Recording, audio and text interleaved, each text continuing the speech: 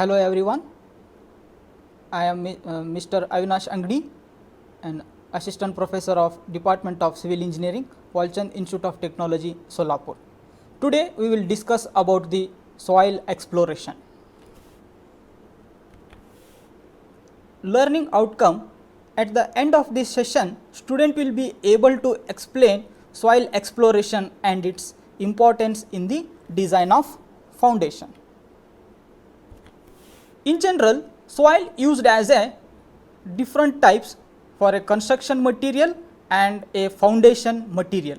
If in case soil used as a construction material for a dam construction, for backfill, for road construction, we have to consider density of the soil and permeability of the soil and shear strength of the soil. Soil used as a foundation material, any structure constructed on the soil, parameter we need to consider compaction characteristics and shear strength for bearing capacity.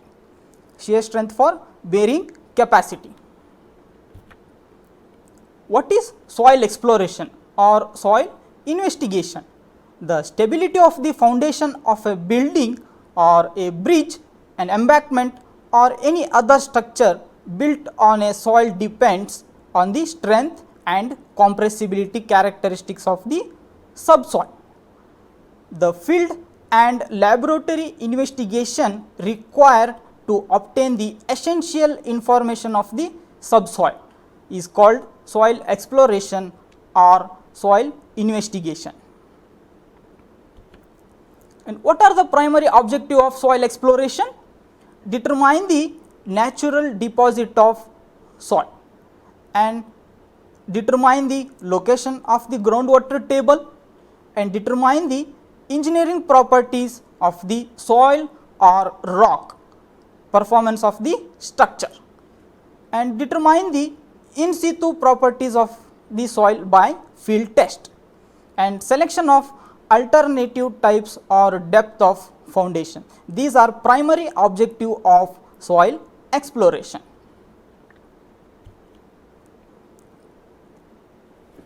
Planning of soil exploration or investigation is mainly depend on the nature of subsoil, the type of structure, the importance of structure. Here there are 4 stages in soil exploration. First one, desk study and reconnaissance survey and preliminary ground investigation and detailed ground investigation.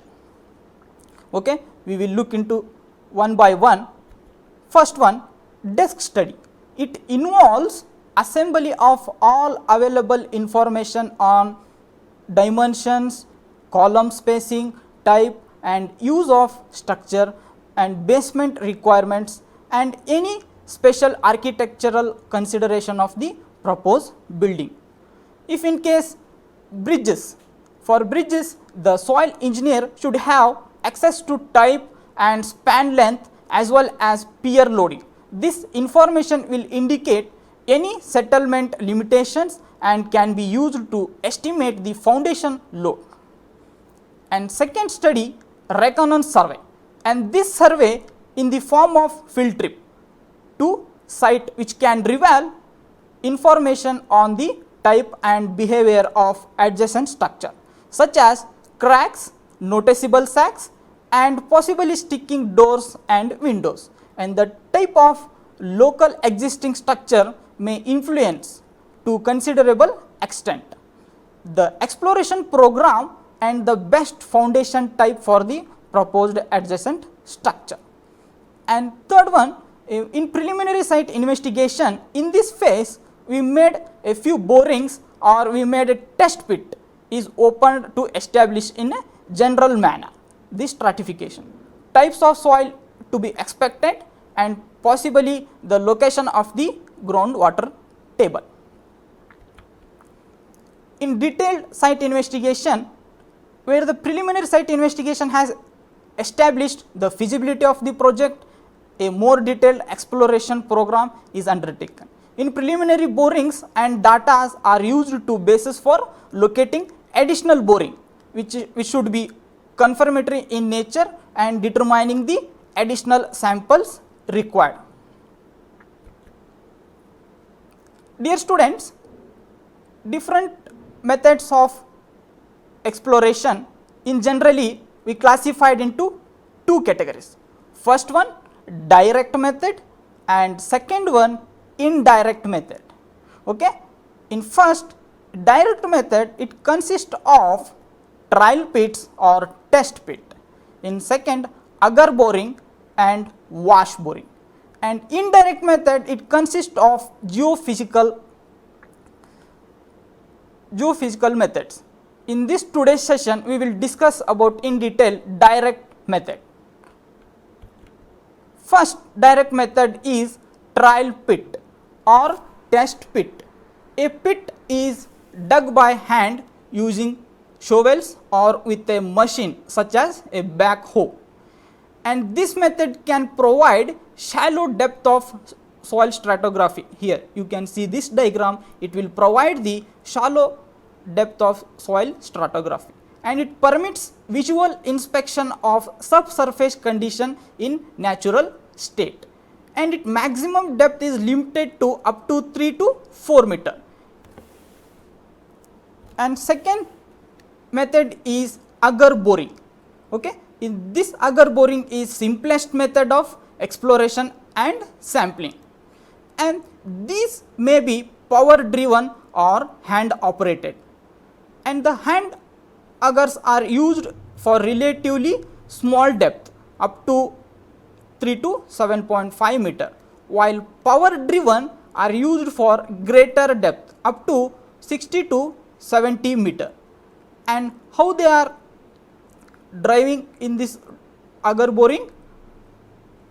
While pressing and by rotating it into the soil and collect the soil sample.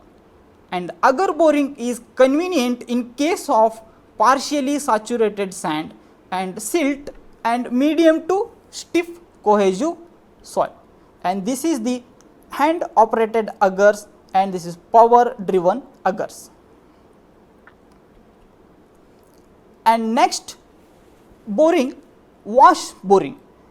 This wash boring is a simple and fast method for advancing hole in all types of soil.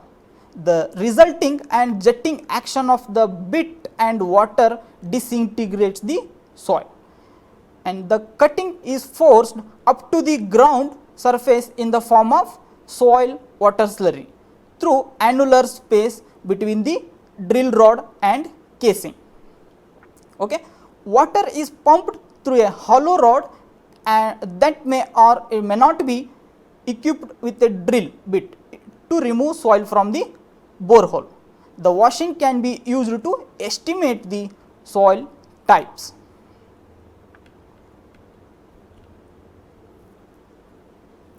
And third, rotary drilling, and this rotary drilling is up to maximum depth of drilling is 80 to 150 mm, and this is the most rapid method for penetrating highly resistant material, just for example bedrock, and this related to finding out the rock strata and also to access the quantity of rocks from cracks, fissures and joints. In this method, first we advance the borehole by rapidly rotating bit which cuts the material at the bottom of into small particles which are removed by circulating fluids which may be water, bentonite slurry or mud slurry. Undisturbed soil sample can be obtained at desired depth. Let us take review question. First question is, agar boring is suitable for dash dash. First, for hard rock or cohesionless soil, soft to stiff clays or all of the above. And your second question, hand agar can be used for drilling depths up to 7.5 meter, 9.5 meter and 2.5 meter, 10.5 meter. You take some time and you answer it.